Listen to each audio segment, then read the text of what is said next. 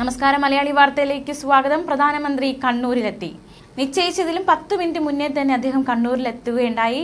പ്രധാനമന്ത്രിയെ വിമാനത്താവളത്തിൽ സ്വീകരിക്കാൻ മുഖ്യമന്ത്രിയും ഗവർണറും എത്തിയിരുന്നു.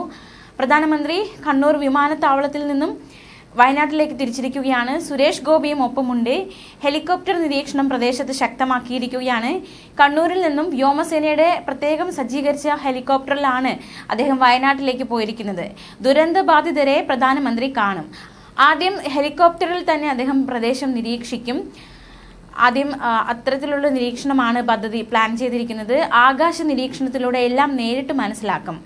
കണ്ണൂരിൽ നിന്ന് 3 ഹെലികോപ്റ്ററുകളാണ് വയനാട്ടിലേക്ക് തിരിച്ചിരിക്കുന്നത്.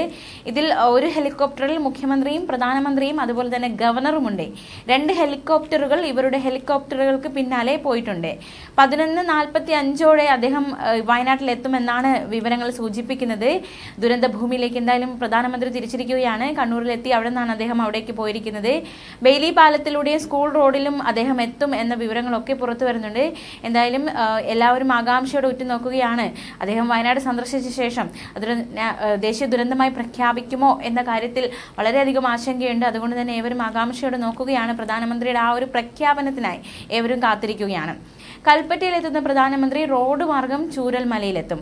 ബെയിലി പാലത്തിലൂടെ നടന്നു പോകുന്ന പ്രധാനമന്ത്രി വിവിധ രക്ഷാസേനകളെ അഭിനന്ദിക്കും. ചികിത്സയിൽ കഴിയുന്നവരെയും ക്യാമ്പുകളിലുള്ളവരെയും അദ്ദേഹം സന്ദർശിക്കും. ഇതിനുശേഷം കളക്ടറേറ്റിൽ അവലോകന യോഗമുണ്ട്. ദുരിതബാധിതരുടെ പുനരധിവാസത്തിന് 2000 കോടിയുടെ പ്രത്യേക പാക്കേജ് കേന്ദ്രത്തോട് ആവശ്യപ്പെടുക എന്നൊരു നിലപാടിലാണ് സംസ്ഥാന സർക്കാർ ആയിരിക്കുന്നത്. പ്രധാനമന്ത്രിക്കൊപ്പം കേന്ദ്രമന്ത്രി സുരേഷ് ഗോപിയും ഉണ്ട് എന്നതും ഏറ്റവും ശ്രദ്ധേയമാണ്. പ്രധാനമന്ത്രിയുടെ വയനാട് സന്ദർശനത്തെ തുടർന്ന് വലിയ രീതിയിലുള്ള ക്രമീകരണങ്ങളൊക്കെ ഏർപ്പെടുത്തിയിട്ടുണ്ട്. താമരശ്ശേരി ചുരത്തിൽ നിന്ന് ഗതാഗത നിയന്ത്രണം ഏർപ്പെടുത്തിയിട്ടുണ്ട്. വലിയ രീതിയിലുള്ള നിയന്ത്രണമാണ് ഏർപ്പെടുത്തിയിരിക്കുന്നത്. Heavy vehicles, multi axle loaded vehicles തുടങ്ങി മറ്റ് ചരക്ക് വാഹനങ്ങൾ എന്നിവ കടത്തിവിടില്ലെന്ന് അറിയിച്ചിട്ടുണ്ട്. താമരശ്ശേരിക്കും അടിവാരത്തിനും ഇടയ്ക്ക് സൗകര്യപ്രദമായ സ്ഥലങ്ങളിൽ ഇത്തരത്തിലുള്ള വാഹനങ്ങൾ തടഞ്ഞു നിർത്തും. എന്തായാലും അദ്ദേഹം ഈ ഒരു 12:30-ക്കുള്ളിൽ തന്നെ ദുരന്ത മേഖലയിലേക്ക് എത്തുകയും ആകാശ നിരീക്ഷണം നടത്തുകയും തുടർന്ന് ക്യാമ്പുകൾ സന്ദർശിക്കുകയും ചെയ്യും. എന്തായാലും ഔദ്യോഗികമായ വിവരങ്ങളൊക്കെ പുറത്തു വന്നു തുടങ്ങി.